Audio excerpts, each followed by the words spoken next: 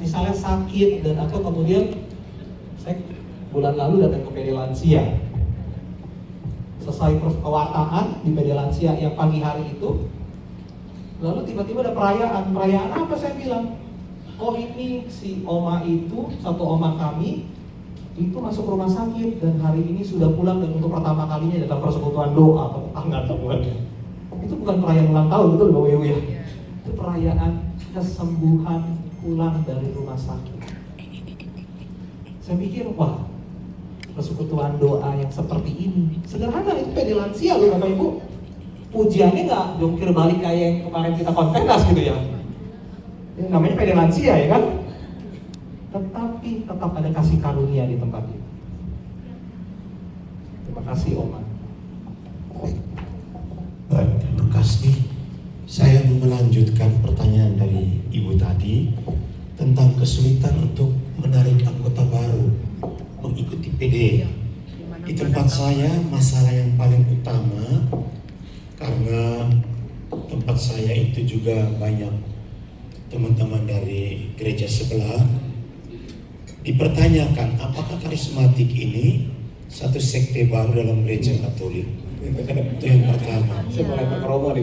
Iya, yang kedua, bagaimana bisa membedakan PD kita Katolik dengan persekutuan doa dari teman-teman gereja sebelah, supaya bisa meyakinkan teman-teman kita yang mau masuk.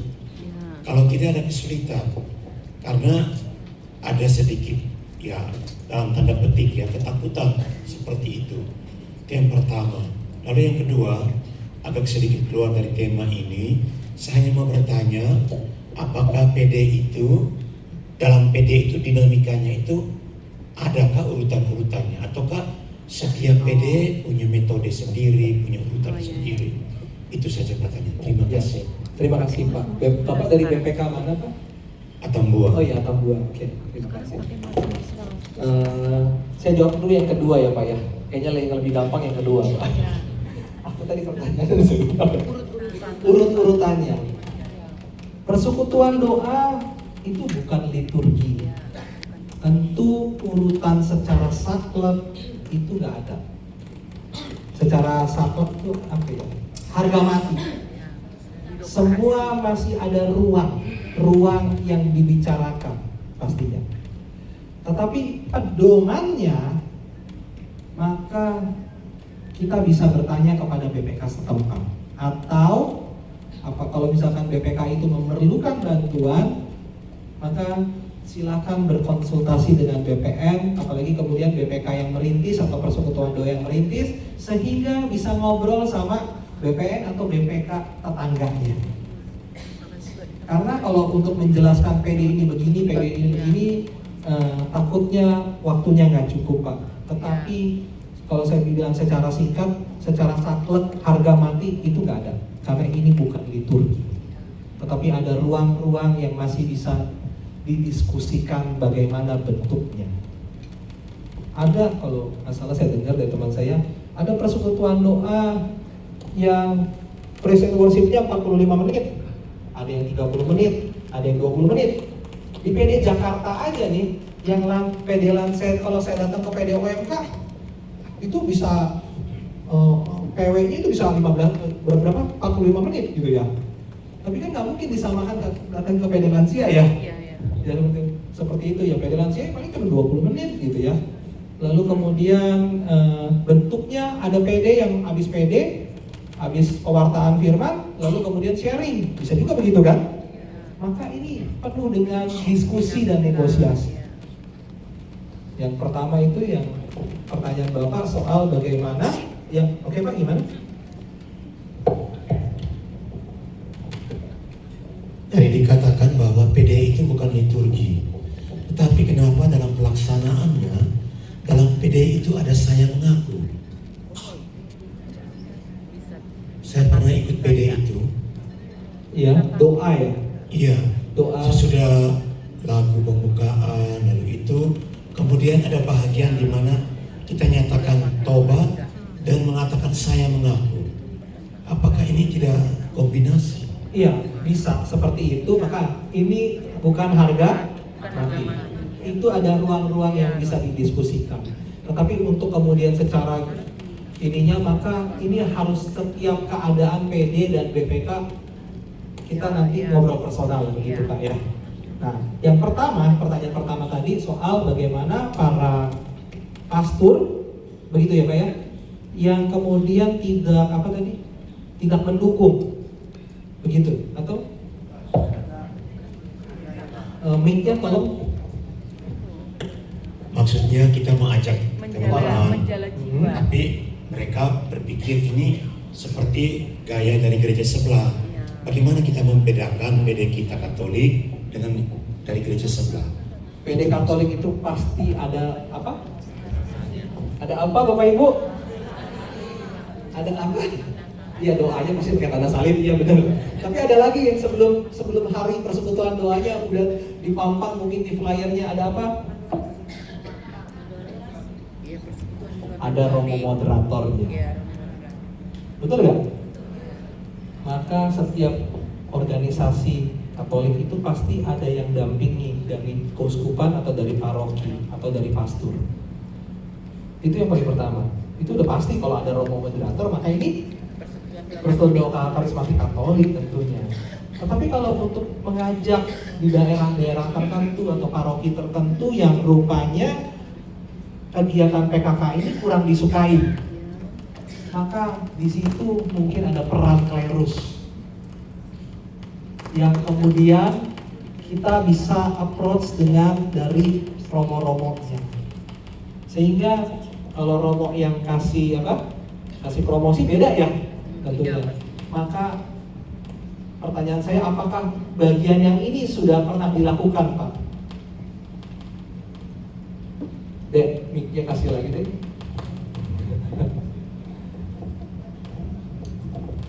Baik, tidak selamanya dalam PD-PD itu ada moderator dari klerus. Nah, ini menjadi persoalan di lapangan. Karena itu tadi saya katakan, apakah ada dia punya pedoman bahwa dinamika dalam PD itu paling kurang ada kesamaan, bukan sama tapi ada kesamaan, supaya kalau yang satu kecap dengan oh iya ini di sini ada juga, tapi kalau setiap PD buat ikut maunya membingungkan juga, kita menjelaskan. Iya Pak, makanya tadi saya bilang ada dari BPK setempatkah untuk kemudian membantu membuat pedoman seperti ini yang dibicarakan bersama-sama secara kolegial di tempat itu. Saya rasa bersama siapa? Bersama romo moderatornya tentu. Sehingga rasanya dengan begini bahwa ini nggak perlu menjadi takut bahwa ini dari dikatakan apa sekte yang bukan Katolik seperti itu. Saya rasa. Jadi bantuan dari BPK setempat atau kalau itu adalah BPK yang merintis, coba kemudian kita melihat dari BPK tetangga untuk saling studi banding atau kemudian berdiskusi dengan bersama BPK. Seperti itu ya Bapak ya, kira-kira. Baik, minta maaf saya sedikit bertanya lagi. Karena di tempat saya itu kan banyak denom dan gaya mereka seperti PD kita, dan itu yang membingungkan umat. Maka saya bertanya ini, apa kekasan PD kita sebagai PD dari Gereja Katolik? Terima kasih. Iya, terima kasih Pak ya. Oke, ada lagi pertanyaan selanjutnya? Iya Pak, silakan. Bapak bukan pastor ya Pak ya? Saya nggak bisa bedain pastor apa enggak di hotel ini soalnya. Mirip-mirip Pak. Berdiri. Mungkin saya mau istilahnya menangkap dari pertanyaan Bapak tadi. Itu mungkin yang Persekutuan Doa Karismatik Katolik itu mengadopsi dari produknya, mungkin dari Betani, dari Betel atau gimana. Jadi mungkin ada yang meragukan, katanya itu produknya dari Betani, dari Betel atau gimana. Tapi kalau sesuatu yang baik mungkin kita ngadopsi juga nggak apa-apa kali. Ya gitu mungkin. Ya, terima kasih Pak. Oke, ada lagi tanya jawabnya, sesi tanya jawab ini? Romo mau nambahkan?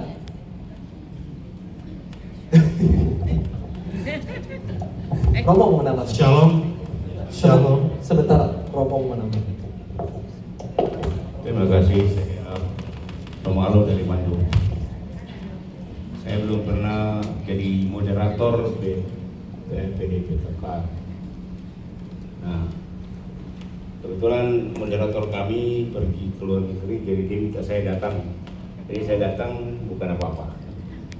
Hanya saya mau angkat beberapa hal. Yang pertama itu, kita harus membedakan antara liturgi, devosi, dan doa.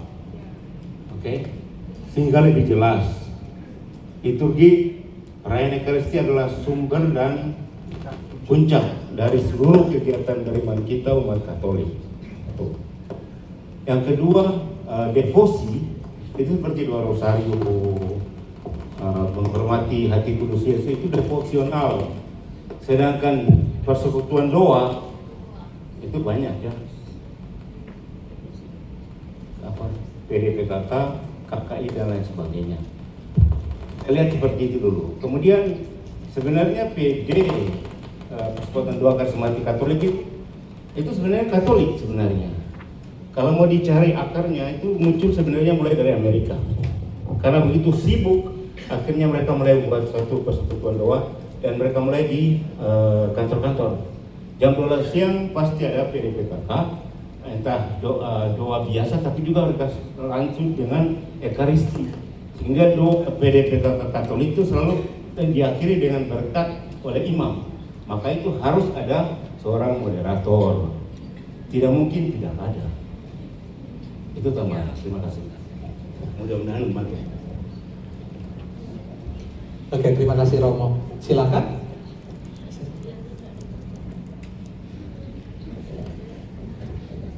Silakan. Sesi tanya jawab selanjutnya. Tadi ada kayaknya satu bapak.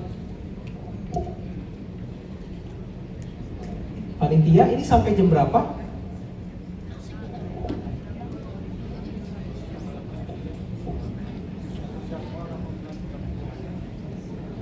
Oke, sampai 18.30 ya?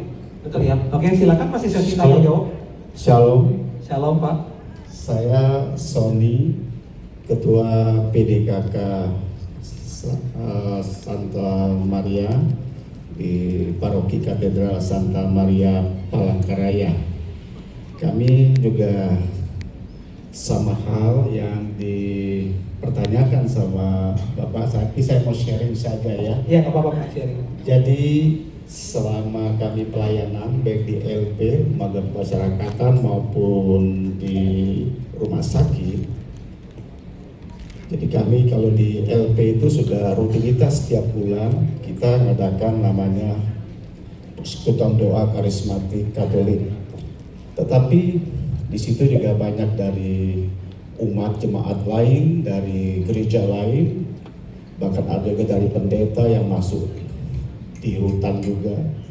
Nah, kita melakukan secara Katolik, jadi kita bercirikan Katolik kalau untuk persekutuan doanya. Tetap kita doa Salam Maria dan ada selalu ditutupi dengan doa Salam Maria.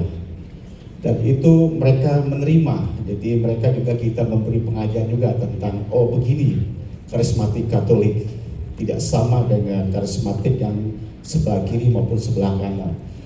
Hanya puji-pujian kenal, mereka tahu puji-pujian hampir sama, semua mereka mengerti puji-pujian karena ini sifatnya umum. Tetapi pada saat kalau kita perayaan Ekaristi, khusus yang karismatik Katolik, kita tidak menghilangkan namanya ordinarium gereja Katolik. Itu nggak bisa, itu udah paten. Jadi itu mencirikan kita Katolik bahwa karismatik Katolik, kalau Tuan Doa mengadakan misa, itu kita menggunakan tetap ordinarium gereja Katolik. Kecuali hari Minggu. Kalau hari Minggu itu umum, jadi nggak boleh kita masuk ke dalam karismatik Katolik lagu-lagunya. Karena sudah begitu itu ketentuan dari tergantung pastor parokinya, tapi biasanya pastor paroki nggak mau kalau hari Minggu umum. Tapi kalau PD Persekutuan Doa mengadakan misa secara karismatik, ordinarium tetap kita tetap ikutin karena ada pastor moderatornya.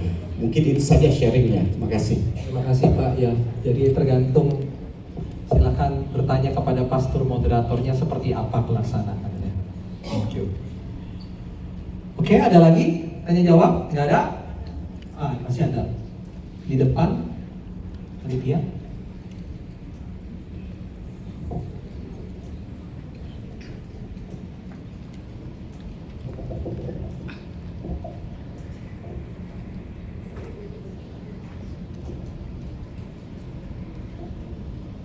Baik, terima kasih waktunya. Saya Meike, saya dari PD Santa Maria Keuskupan Jayapura. Saya dari Kota Wamena. Saya bukan memberi pertanyaan, tapi saya mau menanggapi. Tadi ada salah satu bapak dari Atambuaya. Ya, persekutuan doa karismatik Katolik itu, menurut saya kita tidak mengkopi dari gereja manapun, termasuk dari GBI. Ya, pertanyaan seperti itu pada waktu awal-awal persekutuan kami dibentuk di Wamena, kami juga dapat, ya, ada GBDI, ada GBI, dan mereka bilang, wah kamu persekutuan gereja Katolik ikut-ikut begitu, ya. Tapi setelah kami dapat ada salah satu video revival pembaharuan karismatik Katolik yang awal, yang dari Vatikan itu, pada waktu itu kami putar dari satu stasi ke stasi yang lain. Umat Katolik sendiri itu bilang begini, kenapa baru sekarang begitu? Kenapa dari dulu pastor-pastor itu kenapa tidak menyampaikan kepada kami sejak awal? Jadinya kami selalu dicap kita ikut-ikut gereja-gereja lain. Padahal ternyata karismatik Katolik itu adalah kekayaan gereja Katolik yang sungguh luar biasa, yang bisa menghidupkan gereja sampai saat ini. Nah, setelah kita beri mereka untuk nonton video itu, revival itu, dan kemudian mereka jadi tahu secara langsung.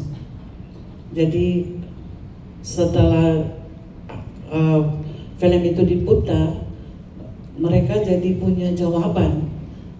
Kita tidak perlu menunggu ketua untuk menjawab, tapi umat sendiri pun bisa menjawab. Kita nggak ikut. Justru kita yang pertama, begitu. Terima kasih. Terima kasih Bu. Jadi diskusi yang bagian ini boleh dilanjutkan kepada sesi tanya jawab yang berikutnya. Apakah ada? Oke, kalau nggak ada tanya jawab, kita masuk ke dalam diskusi. Bagaimana? Oh ada, sorry nggak lihat Bu, maaf. Saya minta maaf. Shalom, selamat sore untuk kita semua. Iya. Saya Nia dari BPK Maumere, Flores. Ya, terkait tadi pada slide formatio retret berjenjang itu. Nah tadi kan disampaikan oleh Koko Kris bahwa tidak selamanya dari tahapan awal kita mengikuti SHDR. Nah kebetulan saya juga baru nih, iya, saya baru belum 6 tahun lah. Ya, dan saya sampai masuk dan tergabung di dalam karismatik Katolik karena dapat teguran Tuhan. Terlalu sibuk dengan hal dunia sehingga saya masuk ke dalam komunitas karismatik Katolik. Nah, kemudian yang ingin saya tanyakan tentang formatio berjenjang ini adalah tadi kan Koko sampaikan tidak selamanya kita harus dari bawah ke atas, bisa manapun kita mau ikut terserah. Nah, yang lebih fokusnya lagi kira-kira intervalnya itu seperti apa? Misalnya dari SHDR ke pertumbuhan itu intervalnya jaraknya berapa lama baru saya bisa mengikuti pertumbuhan, begitu kemudian lanjut lagi. Nah seperti itu. Nah pertanyaan ini saya tanyakan agar ketika ada yang minta penjelasan atau butuh perincian saya bisa menyampaikan. Seperti itu, terima kasih, saya kembalikan. Oke Bu, terima kasih. Ini pertanyaan yang sebenarnya agak sulit untuk dijawab. Tetapi kenapa sulit? Karena semua tergantung situasi dan kondisi. Khususnya di tempat-tempat tertentu yang dengan segala sumber daya manusia yang ada ya. Soal pengajar, ini bicara soal pengajar. Soal bagaimana persekutuan atau BPK itu juga kemudian memiliki pengajar dan kemudian kapasitas untuk mengadakan seminar-seminar demikian. Betul ya? Jadi kalau saya akan jawab berdasarkan bukan harga mati tetapi pedoman dengan segala mungkin ini yang kemudian subjektif ya dari sudut pandang saya, dan mungkin saya pakai sudut pandang Jakarta, nanti kemudian saya akan bicara soal sudut pandang BPN mungkin begitu ya. Kalau sudut pandang Jakarta, maka ketika saya bikin presentasi kepada BPK PKKKJ yang tadi Pak slide-nya yang funneling itu, saya bilang bahwa seminar hidup dalam Roh Kudus dan sampai ke belakang itu dalam kurun waktu 2 tahun. Tapi saya bilang ini Jakarta, saya bilang. Di mana di Jakarta pengajar kami punya 400 orang. Dengan segala jenjang pembinaan itu. Maka saya bilang ini sudut pandang Jakarta. Tetapi bagaimana dengan sudut pandang BPN?